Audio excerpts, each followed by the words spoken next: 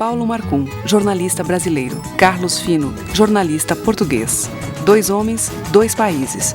2 histórias que se encontram lá e cá.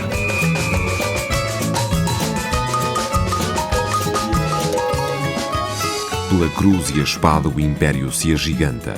Nas velas brancas do oceano vai o vento. Sopra o tempo, leva fé ao novo mundo que se levanta.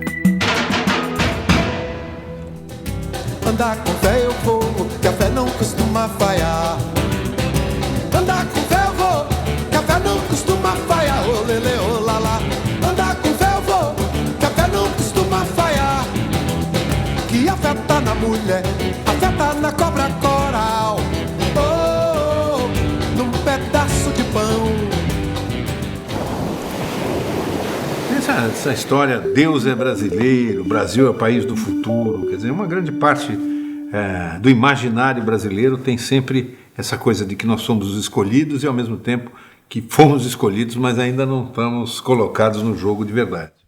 Sim, mas se Deus é brasileiro, ele fala português e nessa questão talvez nós sejamos mais parecidos do que diferentes, porque em Portugal há um mito fundador, de alguma maneira, que é a ideia de que Deus intervém a favor de Portugal nos momentos decisivos.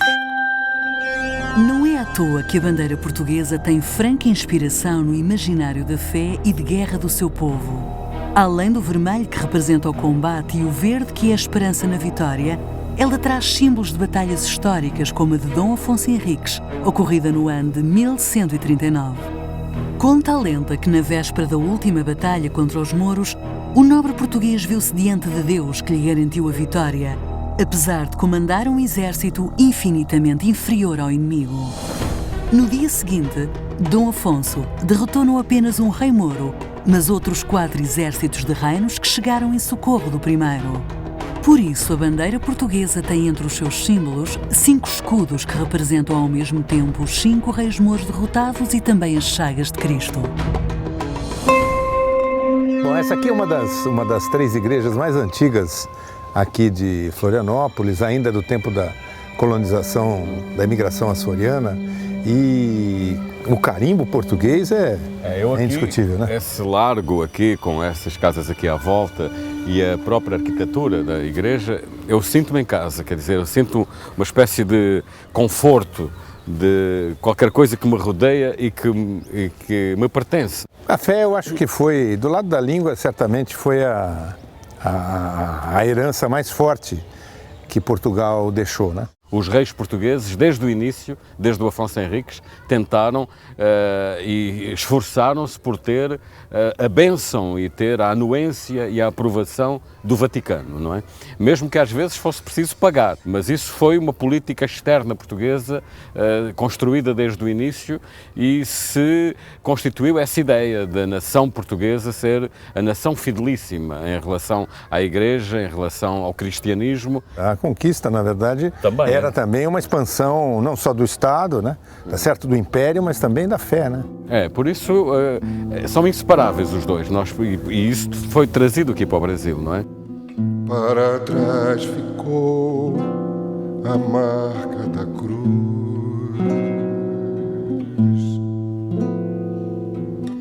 na fumaça negra, vinda na brisa da manhã.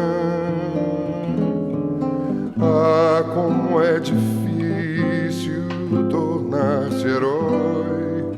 Só quem tentou sabe como dói vencer Satã só com orações. Essa ilha aqui tem muita história. Por exemplo, há uma lenda, um conjunto de lendas da presença das bruxas por aqui, que talvez até tenha a ver com o fato de que elas foram perseguidas em Portugal, mas não nos Açores, de onde vieram os açorianos. Não havia Inquisição nos Açores, não é? Os açorianos, quando vieram para cá, trazem uma imensa bagagem cultural. riquíssima, da Idade Média, cheia de mistérios, de medos e muita religiosidade. Aqui, eles ainda acrescentam informações obtidas dos índios e dos africanos, que estavam já trabalhando aqui enquanto escravos. Então nós dizemos que a nossa herança cultural ela é de base açoriana. Franklin Cascais, quando registra todo esse trabalho, ele está preocupado em registrar o cotidiano da nossa gente. O trabalho na lavoura, na pesca, a religiosidade, brincadeiras infantis, enfim, todo o universo. Pesquisador, artista plástico e escritor, Franklin Cascais dedicou sua obra ao estudo da influência da cultura açoriana, seus mitos e superstições, na ilha de Santa Catarina. Reconhecido somente aos 60 anos de idade, Franklin Cascais deixou um conjunto de escritos que envolvem lendas, contos, crônicas e cartas, resultado do trabalho de 30 anos junto à população da ilha. A literatura é um fragmento na obra de Cascais, mas nessa literatura ele vai falar dos mitos, que são sempre fascinantes, do sobrenatural, lobisomens, vampiros, mula sem cabeça e as temíveis mulheres bruxas. As bruxas aparecem no imaginário catarinense com a chegada da imigração açoriana no Brasil. Muitas delas vindas de famílias de cristãos novos, judeus convertidos ao cristianismo por força do rei Dom Manuel, que quis unificar a religião na Península Ibérica. Grande parte desses cristãos novos, provenientes de Lisboa e dos Açores, desembarcaram no Brasil fugindo da Inquisição. Essa gente, quando descobre o arquipélago, eles são cristãos novos, mas de repente eles já acabam esquecendo e dizem, shalom, pronto, acabou, né? Eles faziam eles comer carne de porco, eles rejeitavam, pronto, era problema. O arquipélago dos Açores jamais foi sede de um tribunal do Santo Ofício. Apesar disso, visitas inquisitoriais regulares são registradas na história, especialmente no ano de 1555. Elas se traduziram em prisões de cristãos novos e de suspeitos de outros crimes, como bigamia e bruxaria. Os detidos eram levados para Lisboa e aí encarcerados ou entregues ao braço secular do Santo Ofício. As bruxas foram perseguidas, sempre foram perseguidas. Aconteceu perseguição através do Santo Ofício da Inquisição, aconteceram perseguições no Brasil, na região norte, Pernambuco, Bahia, e tem denúncias de coisas, tem gente que foi levada para Portugal para ser queimado vivo lá e tudo, tem essa história dramática, é terrível, né?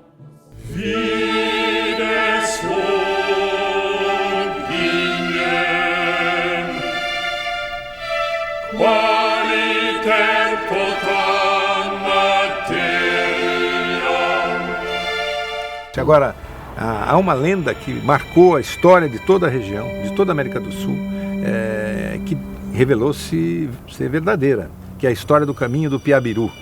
Né? Não faço ideia, o que é isso? Pois é.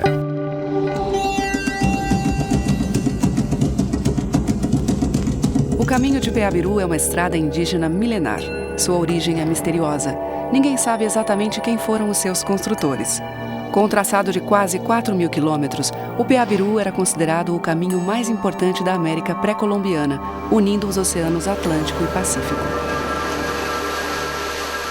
Ele participou de uma parte importantíssima da história da América do Sul, tanto antes da chegada do europeu, como um caminho sagrado e religioso de buscas indígenas do percorrer do sol, de ponta a ponta, e participou também, mais tarde, após 1500, com a chegada do homem branco, que acabou utilizando o Piabiru como uma via de penetração, conquista, morte e destruição. Os espanhóis foram os primeiros a utilizar o caminho de Piabiru. Depois, os portugueses bandeirantes usaram essas rotas para penetrar no continente. O primeiro homem branco a ganhar confiança dos índios para trilhar o caminho de Piabiru foi o português Aleixo Garcia. A história do caminho é cheia de religiosidade e mistério, por isso há muitos mitos e lendas sobre sua origem.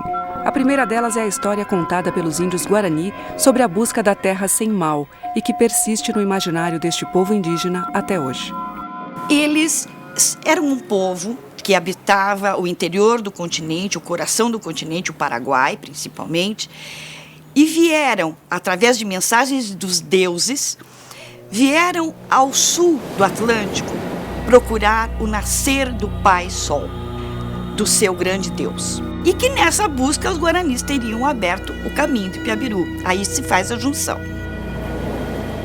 todos os indígenas da costa brasileira, fossem eles tupis ou guaranis, contavam uma história de que muito tempo atrás teria chegado, andando sobre as águas do Atlântico, um homem de pele um pouco mais clara, de camisolão sujo, usando barba. Os índios contaram aos portugueses que esta figura foi nominada Sumé. E os portugueses imediatamente fizeram uma ligação direta com São Tomé, que teria sido hostilizado por algumas tribos aqui no litoral, e ele caminhou ao interior, abrindo o Peabiru. O mistério é enorme. Será que este homem existiu? Será que essa figura foi verdadeira? Quem foi, afinal, o São Tomé dos portugueses ou o Sumé dos nossos índios?